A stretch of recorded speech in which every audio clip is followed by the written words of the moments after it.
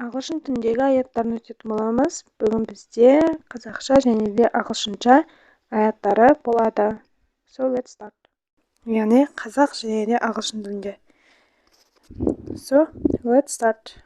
Кеттік, бастадық. Қаңтар. January. Қаңтар.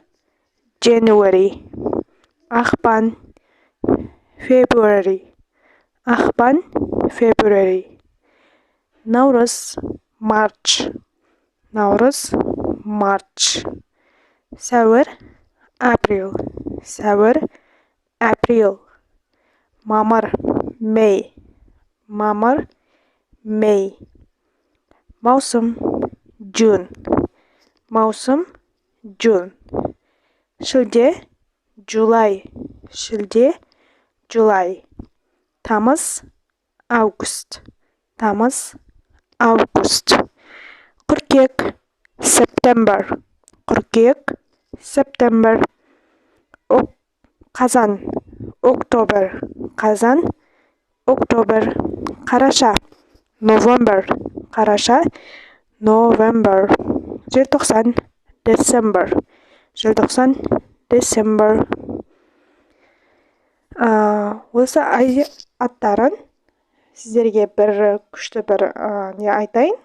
Аяттарына байланысты. Аяттары әрқашанда бас әріппен жазылады.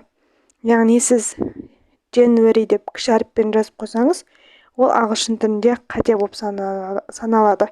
Сондықтан әрдайым ағылшын тіліндегі аяттары бас әріппен жазылады. Орыс тілінде September деген сентябрь, October деген октября, November деген ноябрь деп ұқсас, бір-біріне ұқсас қылып аударылады.